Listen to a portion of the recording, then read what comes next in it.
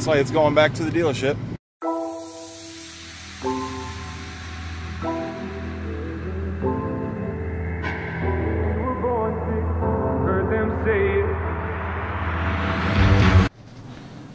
What's up, fam? Tommy here with Sinister Productions, bringing you guys another vlog. Just a little bit of an update video. So I got the car back last week, as you guys know from the last video. I took it to Ford, and they had it for 2 days. Couldn't find anything wrong with the car that didn't tick, anything like that. So I get the car back, and no tick. Imagine that. So I'm driving the car. I drove the car, I think, the day after I got the car back from them. Didn't hear any ticking. When I picked it up from them, I actually did hear a little bit. Not very loud, not like it was, nowhere near like it was. So I didn't say anything about it then, because it was in the garage, so I couldn't really tell if it was the drivetrain or if it was that tick. Because honestly, the drivetrain and everything, the rhythm of the drivetrain and the motor and the engine and stuff like that, it kind of goes along with that. So, I got it home, no tick, nothing. I think I drove it the day after I brought it home. I drove it again, maybe once or twice, back and forth to work, no tick at all. Yesterday, I drove to lunch, drove it around a little bit, got back to work from lunch, got back out to my car yesterday afternoon, started it up, and lo and behold, the engine starts ticking, just a little bit. So I jumped out, I recorded it, and so I get back in the car. I'm like, all right, cool. I'm going to go ahead, and I'm already thinking to myself, I'm going to drop it off back at Ford this coming weekend. So I drove the car again today. I get home last night, and I parked the car. I started up, no tick. Imagine that. So I get back in the car today. I drive it to work again today. I don't usually drive it this often during the week. Normally what I do is I drive it maybe once or twice a week, if that, and then of course drive it to like Cars and Coffee or something on Saturday. So what I did is I drove it again today, and no tick this morning. I didn't know. Well, honestly, I heard a little bit because it was in my garage, but it really wasn't that noticeable, and I kind of expected it after hearing it yesterday, so I didn't really think anything of it. So I drove it to work. Everything was fine. I get to work. I drive it to lunch. So once I get back from lunch, I go in, finish up my day. I come back out. I probably got back from lunch about 2 o'clock. I come back out at 6 o'clock, start the car up. Boom, starts ticking immediately. And loud, like not just your regular tick. It's actually probably louder this time than it was actually when I recorded it during the last video. So I'm sitting there, and I rev the motor up just a little bit because it's cold. I don't ever rev the engine up. I always let the engine come up to temp before I start driving it. Always just by idling, of course. But so I'm sitting there. I rev the motor up just a little bit to about 1500 RPM and hold it there, and the tick rises right along with the engine RPMs, and really, really, really hear it. So I let it idle back down, pick up my phone, get on, and I start looking at my phone or whatever while I'm waiting for the engine to warm up. And one of my technicians that works at the dealership that I work at was walking by, and I had my windows down, venting the heat, of course, because it was hot as shit today. And he walks by and kind of looks over at me. He's like, dude, what is that ticking? And I told him, I said, well, apparently you're the only technician that can hear it, because it didn't do it while it was a Ford, according to them. So he came over and started listening to it for a minute, and he's one of the master techs at BMW, and so he kind of came over and started listening to it a little bit, had me rev it up, just a touch back up to about 1500 RPM, and he was looking around, listening underneath the car, stuff like that, and he definitely thinks it could very well be a spun bearing, which a few of you guys in my comments from before have mentioned that, and honestly, I've heard that noise before also from a vehicle that had spun bearings, spun main bearing, and kind of the same sound. So not only that, you know, the steering wheel and the vehicle, I can feel a slight vibration as I idle the engine up to about 1500 and hold it. So about 1500 RPMs, when the ticking gets its worst, I can feel there's a vibration in the steering wheel. And then as soon as I go above it or below the 1500 RPM, the vibration smooths out. So my personal thought is it very well could have a spun bearing. But you know, my thing is also, it did it for 2.5 months before I took it into Ford, and it did it the morning of that I took it into Ford. So my problem with this whole situation is, I get it there, and miraculously it just stops doing it. And I have to vouch for Ford, unfortunately, because when I got back in the car, it didn't do it. So my only conclusion is, you know, I've been doing a lot of research online and stuff like that, and watching videos, and I mean, I've really been digging into this whole situation. And even with the 13 and 14 Mustangs, the Coyote engines, and the 15 through 17 Coyote motors, you know, the tick is common.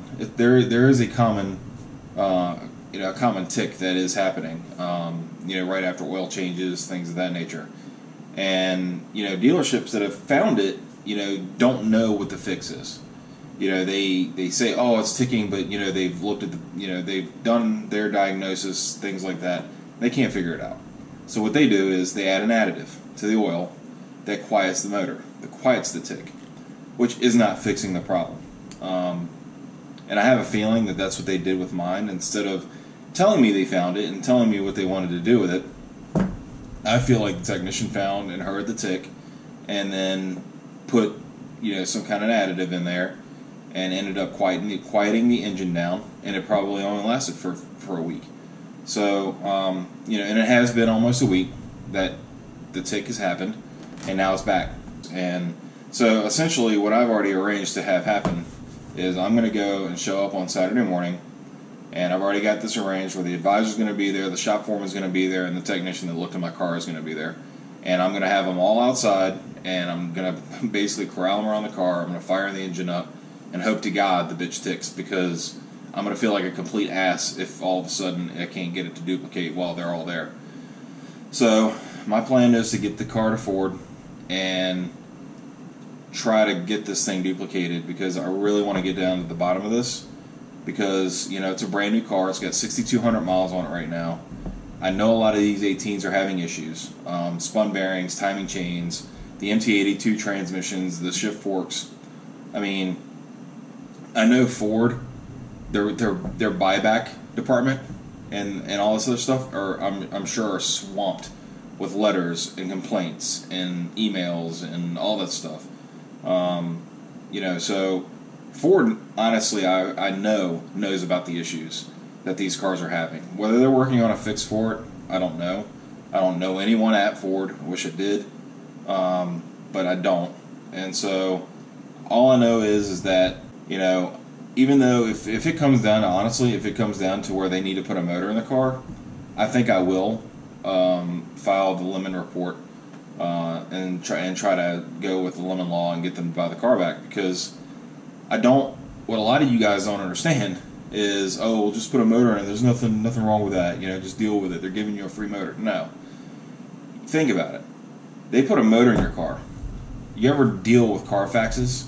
Because working at a dealership, I deal with Carfax cars all the time. I deal with new cars, used cars, and certified pre-owns, and I deal with this stuff on a day-to-day basis. And if there is any kind of a problem on a Carfax, your trade-in value goes to shit. You know, in a motor, you know, a Ford dealership puts a motor in a car, it's going on your Carfax. And it also creates a mileage discrepancy between the engine and the vehicle itself. So, I mean, it's really not worth it. Granted, it's a great thing for warranties to, you know, replace engines and transmissions and stuff like that. But ultimately, do you really want the, you know, I guess the transmission is one thing, but do you really want the engine to have a different mileage than your vehicle? Because that will screw up the Carfax. And when you go to trade the vehicle in, you're not going to be able to get any trade-in value for it. You're gonna lose a lot of money on the deal, and it's not worth it. So honestly, if it comes down to the point where they say, hey, you know, we got to put an engine in it, whether it's a short block or long block, you know, then I'm gonna tell them I'm just gonna have to do it the long way, and I don't care how long it takes, but I'm gonna have to fill out that whole lemon law thing. So just keep in mind, guys. I mean, there's a lot of stuff that goes into this, and I know you guys have left comments and things like that on my other video, and some of you guys have been really supportive, really helpful, trying to give me ideas, trying to help out, you know, and stuff like that. And guys, you don't have any you have no idea. I really appreciate it, because I mean, it's tough, dude. I mean, it's, you know, you buy a brand new car to have fun with it and drive it and be able to enjoy it and create these videos. You know, I've got sponsors and things like that, and you know, it's really holding me up and holding up the progress that I'm trying to make with this vehicle, and trying to hold up the progress with, you know, creating video and creating good content, not content about complaining about Ford. You know, granted, they're getting a lot of hits. It's great. I love it, but that's not the kind of content I'm trying to have. So, you know, I want to create the fun content. I want to go to the drag strip. I want to go to a road course. I want to do car shows. I want to do all these things, you know, that people are interested in, want to have fun watching, you know. You know, complaint videos is definitely not one of them. So, for all you guys thinking that we're just out here complaining about our cars to get, you know, hits and get views and stuff like that and get subscribers, it's totally not the case. I mean, I can speak for myself, but I'm pretty sure a lot of us guys that are going through this crap are not happy with it. Like Ellis Eater, for one, that dude has been going through the ringer. So, I mean, he's not the only one. There's quite a few people that are just going through all this stuff right now. So, like I said, I'm going to go take it in there this weekend and hope for the best, and we'll see. But all I know is it's really holding up progress. I've got events lined up. I host car shows, Speed Trend Society, and, you know, it's going to be really crappy when, you know, if Ford does have to replace the engine, and then they hold me up, and then I end up not having a car for any of the car shows that I'm hosting. So, you know, shows that I'm supposed to be showing the car off to, for my sponsors and for myself, and, you know, doing YouTube videos, you know, it's one of those things that it really sucks, guys. So, but either way, that's probably where I'm gonna leave this update, and we'll see what happens. I mean, I'm gonna go to Ford. I'll give you guys another update when I find out exactly what's going on with the car, and whether they decide to do with it. I mean, hopefully I'll be able to duplicate it. They'll be able to hear it, and hopefully I'll be able to drop the car off, and they'll be able to get down to the bottom of it. So, all right, guys, keep it tuned. Like, subscribe, hit the bell. Make sure you guys keep updated, and, you know, whenever I release new content. And I'll catch you guys on the next one. Peace.